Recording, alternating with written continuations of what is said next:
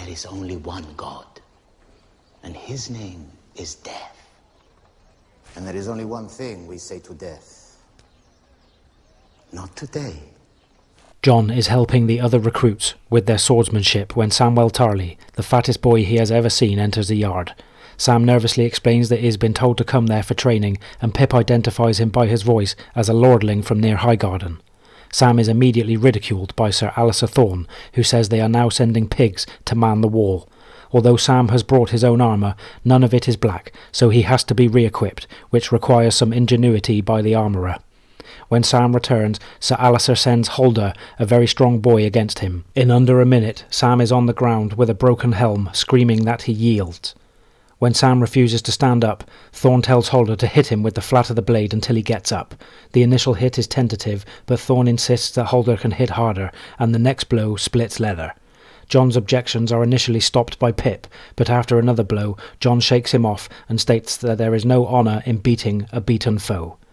Jon helps up Sam, which Sir Alistair mocks as defending his lady love. Declaring it a training exercise, Thorne sends Halder, Rast and Albert to get past Jon to beat Sam.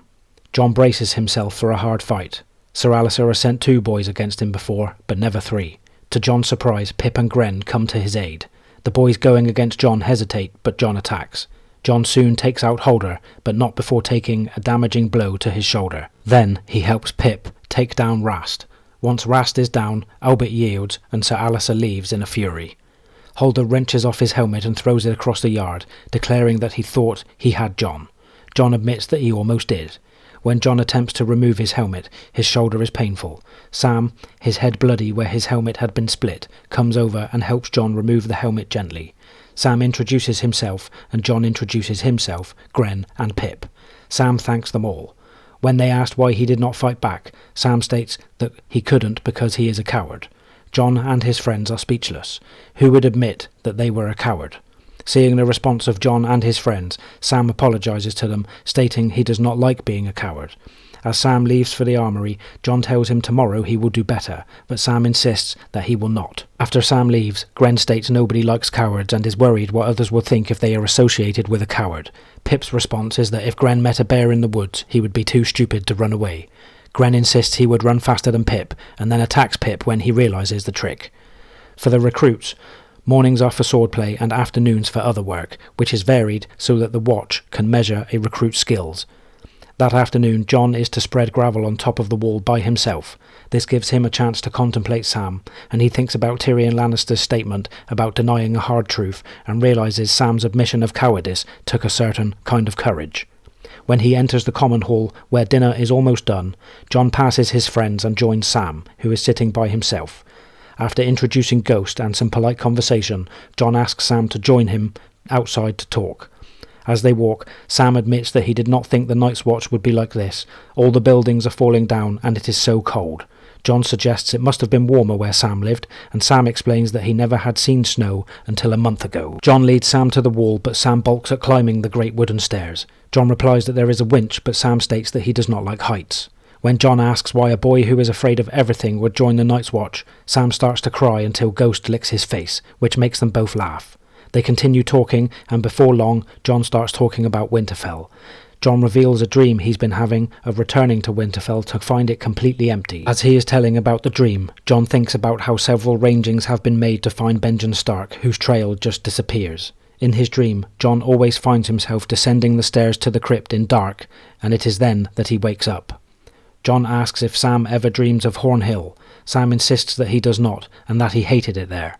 After a long silence, Sam tells the story of why he was sent to the Wall. His father, Lord Randall Tarly, was disgusted that his eldest son was so plump, awkward and squeamish. Sam's interest in books, music, dancing and soft clothes only made matters worse. Many masters-at-arms were brought to Horn Hill to try to make Sam into the type of man his father wanted.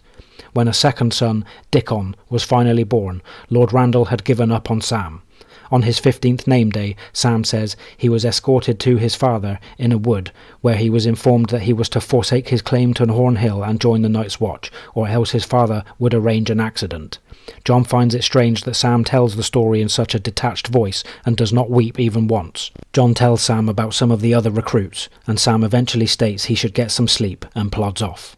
Jon returns to the common room. His friends explain that they did not shun Sam. There were places on the bench, but Sam was such a craven that he just passed them by.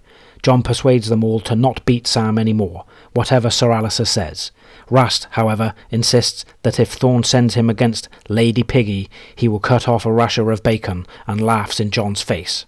That night, Jon, with Pip, Gren and Ghost, visit Rast in his cell. With Ghost's mouth around Rast's throat, Jon tells Rast that they know where he sleeps. After that, no matter what Sir Alistair does, he cannot get any of the recruits to do anything but tap Sam when they are put up against him. Sam later thanks Jon and calls him his first friend. Jon responds that they are not friends, but brothers. Jon now realises that Robb, Bran and Rickon are his father's sons, but that he has never been one of them. His true brothers are the outcasts of the Night's Watch. He realises his uncle was right and wonders if he will ever see Benjen again to tell him. I demand a trial by combat.